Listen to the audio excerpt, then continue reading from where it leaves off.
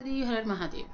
पैरों में दर्द होना मंत्र जाप करते समय ये किस चीज़ को दर्शाता है? क्या हमारे ऊपर कोई नेगेटिविटी है? क्या हमारे पैरों में कोई नेगेटिविटी है या हमारे पितर परेशान कर रहे हैं? कैसे हमको समझ में आएगा कि हमको क्या प्रॉब्लम है जिसकी वजह से पैरों में दिक्कत हो रही है?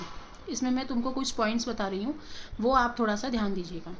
पहली चीज़, जब भी आप मंत्र जाप करने बैठ रहे हो, अगर आपके पैरों में 10 मिनट के अंदर अंदर दर्द होने लग गया तो आपके ऊपर कोई नकारात्मक ऊर्जाएं हैं, आपके घर में हैं, और वो ऊर्जा पैर में से निकल के बाहर की तरफ जा रही है, इसीलिए पैरों में दर्द हो रहा है।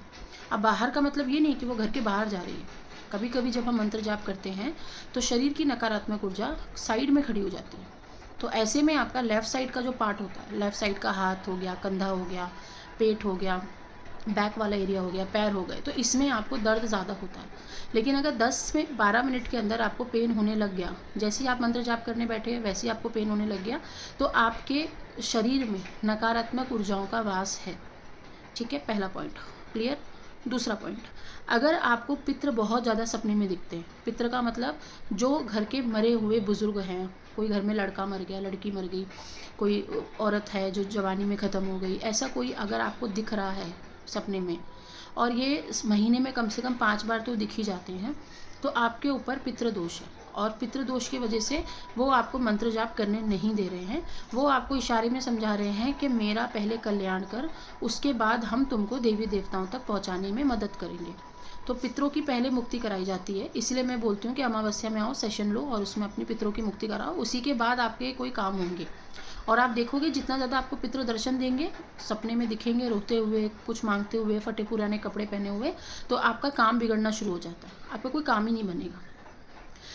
पॉइंट है कि आपके जब भी आप जब मंत्र जाप करने बैठते हो और आपके पैरों में भारीपन महसूस होता है, दर्द महसूस नहीं होता, भारीपन महसूस होता है, तो इसका मतलब है आपकी कुंडलिनी ऊर्जा पैरों की नसों को खोलने का काम कर रही है। अब आप सोचोगे कि कुंडलिनी ऊर्जा तो मूलाधार के ऊपर होती है, नीचे कैसे आ गई? कुंडलिनी ऊर्जा कभी भी हम मंत्र जाप करने बैठते हैं तो पैरों के द्वारा भी वो अंदर की तरफ प्रवेश करती है।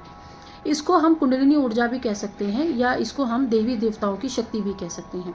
दोनों ही चीज़ें हो सकती हैं। जब भी देवी देवताओं की एनर्जी पैरों के द्वारा चढ़ने का काम करती है और वो कमर की तरफ चढ़ती है और उसके कमर के ऊपर से फिर कुंडलिनी शक्ति ऊपर चढ़ने लगती है, तो समझ जाना चाहिए कि देवी देवताओं की शक्ति प्लस आपकी कुंडलिनी दोनों शक्ति कनेक्ट हो चुकी है और वो दोनों ही शक्ति ऊपर उठ के आपके सहस्रार चक्र तक जा रही है।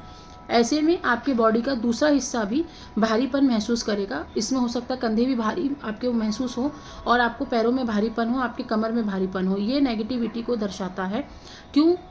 आपके पैरों में ज़रूर कोई ना कोई इंजरी या बीमारी, या हो सकता है बहुत समय से ब्लड क्लोथिंग हुई हो। इसका कारण कभी कभी नेगेटिविटी भी होती है और इमोशनल ट्रॉमा भी होता है। बहुत ज़्यादा जो इमोशनल व्यक्ति होते हैं उनके ना जॉइंट्स में बहुत ज़्यादा दिक्कतें होती हैं। इसलिए हम कहते हैं जब मेडिटेशन में बैठते हैं तो मैं भी ये बोलती हूँ सब लोगों को कि इमोशनल होना छोड़ दो। इमोशनल सिर्फ अपने प्रभु के लिए होइए, अपने बच्चे के लिए होइए, और बाकी किसी के लिए आपको इमोशनल होने की ज़रूरत नहीं है। लेकिन लोग कभी ना कभी रिश्तेदार, समाज, पैसा, घर, गाड़ी, बंगला, उसका ज़्यादा ही उनको ट्रॉमा लगता है, तो वो चीज़ों में नहीं पड़ना चाहिए। अब पैरों में झंझनाहट होती है, बहुत लोगों के पैरों में ना सुइयाँ चुभने जैसा होता है। सुइयाँ जो चुभती हैं शरीर के अंदर, वो ये दर्शाता है कि कोई ना कोई नेगेटिविटी है जो आपको दर्द देने का काम कर रही है, या बहुत ज़्यादा शार्प दर्द होता है, बहुत ज़्यादा, जैसे आप झंझना जाते हो, कोई जैसे खीला ठोक रहा है, वो तंत्र को दर्शाता है कि कोई व्यक्ति है जो वहाँ पे बैठ के आपके ऊपर तंत्र कर रहा है, मतलब एक छोटी छोटी चीज़ पे नज़र रख रहा है। ऐसा इंसान बैठ के मंत्र जाप नहीं कर पाता है। इवन वो उसका मंत्रों से, पूजा पाठ से पूरा का पूरा ध्यान हट जाता है, वो पूरा बिस्तर पे आ जाता है। लेकिन अगर ऐसा व्यक्ति उठे और अपनी पाठ पूजा करे नित्य नियम से, तो बचने के बहुत अच्छे चांसेस होते हैं। और उन्हीं की शक्ति ही, उन्हीं का मंत्र जाप उनको ऐसे गुरुओं के पास ले जाएगा जहाँ पे उनका काम भी हो जाएगा, ठीक हो जाएंगे वो। बहुत लोगों को पैरों में झंझनाहट महसूस होती है, बहुत लोगों के पैर सो जाते हैं, बहुत लोगों के पैर सुन्न हो जाते हैं। जब पैर सुन्न होने लग जाएं तो समझ जाना कि आप धीरे धीरे ध्यान में जाने की कगार पे जा रहे हो, मतलब आपका स्टेज शुरू हो गया ध्यान में जाने का।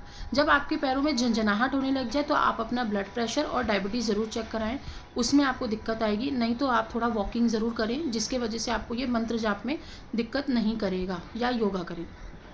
ये चीज़ें हैं।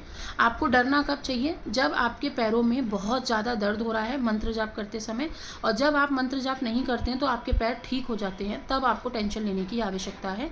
अपना इलाज कराने की आवश्यकता है, अपने आप को ठीक करने की ज़रूरत है, अपने ऑरा को ठीक करने की ज़रूरत है। साथ ही साथ आप अपने कमरे को भी एनर्जाइज़ करिए, आप अपने घर को भी एनर्जाइज़ करिए। उसके बिना आप मंत्र जाप मत करिए, नहीं तो आपको रिस्क हो जाएगा, और ज़्यादा नेगेटिविटी आपको परेशान करेगी।